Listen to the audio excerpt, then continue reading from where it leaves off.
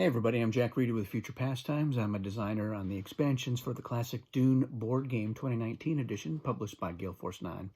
And in this video, I'm going to be talking about an alliance between two factions in Dune that can be a powerful and scary alliance. And that is one between the Tleilaxu and the Harkonnen.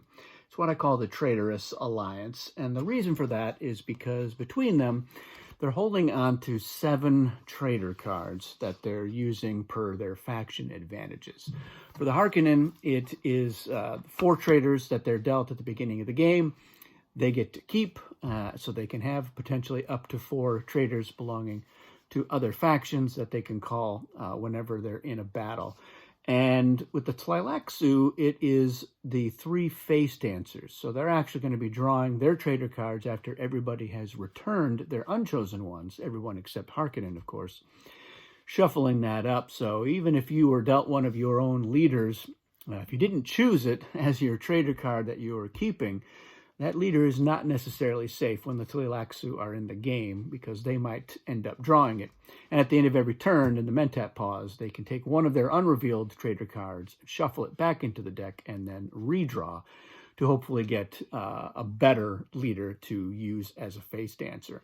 So those 2 faction abilities kind of are why I call them the Traitorous Alliance. But there's another aspect to these 2 factions that they kind of have in common, and it has to do with the leader discs of other players. So in the case of the Harkonnen faction, they've got their advanced game advantage for captured leaders, which means if they win a battle, they can capture a random leader that was not in that battle, or actually if that leader survived, it could be that leader as well, but they're capturing a random leader from their opponent. And they can either kill that leader immediately for a couple of spice, or they can hold on to it. And they could hold on to it for the whole rest of the game. And they could have multiple captured leaders. They are allowed to use a captured leader as their leader in their battle plan once. And if that leader survives the battle, they are returned to the faction that controls them.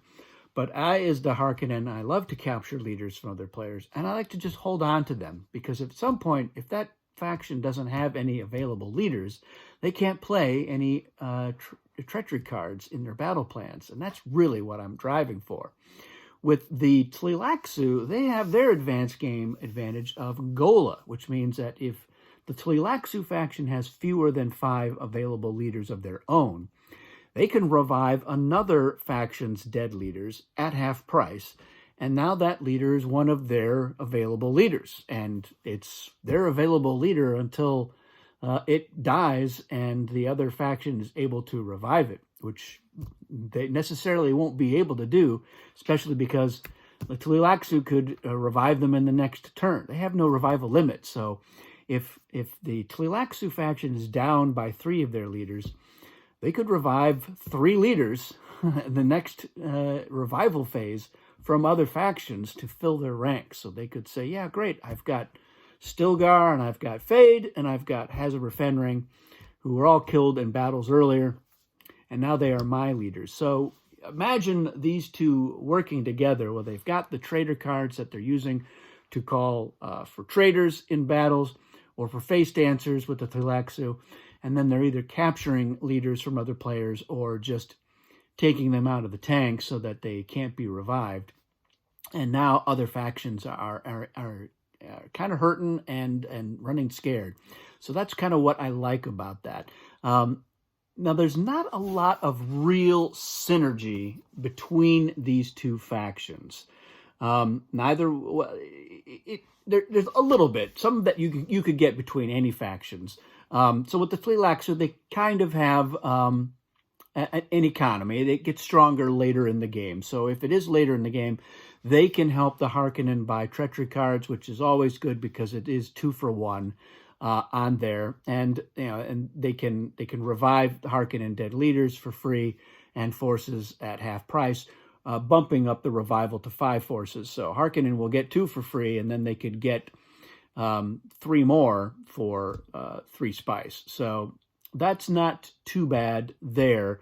And of course, the Harkonnen can call traitor if the Tleilaxu are in a battle against a leader that Harkonnen is holding that traitor card for. So that's an extra thing. It kind of works also for the Tleilaxu. So if the Harkonnen are in a battle against a faction, and the other faction wins that battle, and that leader in the battle is a face dancer, the Tleilaxu can call it as well. So there is some synergy, but those two things, that would work with any factions that were working together. So it's nice for Harkonnen to be able to hook up with a faction that has an income, but this is a much stronger faction or faction alliance later in the game, once you get to like turn 4 or 5 or after that as well, because then you're having more and more battles. There are more and more forces in the tanks, which means that Tleilaxu is getting that income and hopefully more and more dead leaders, which they can either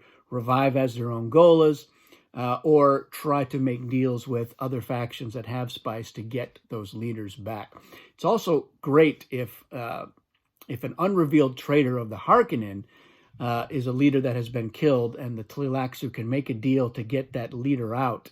Then you're just setting yourself up to hopefully get a nice traitor call later on. So those are really the highlights of having these two factions together. You get the added benefit of the Tleilaxu revival for their ally. So the Harkonnen can maybe sacrifice or be a little more reckless with their leaders. If they get lucky, then they're going to be able to use Fade and get a 6 added to a battle plan. But if he dies, they can just get Fade out again for free in the next turn. So that's a pretty good incentive to go ahead and start using him. At least you can try to find out who might be holding Fade as a traitor, and then at least you know who not to pit him up against in a future battle.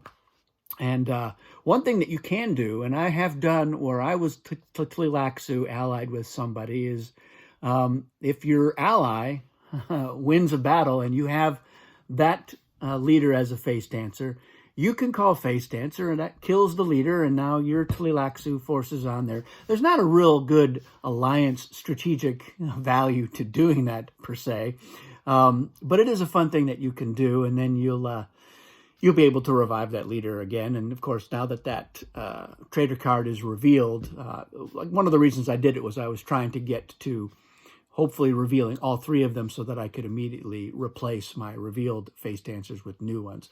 And I could always shuffle that guy back in, but I saw the opportunity and I went for it. So that's me.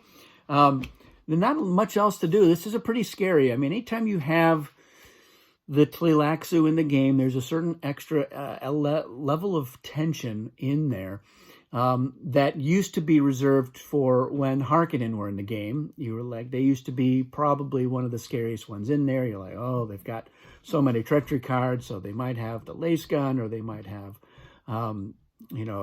both defenses.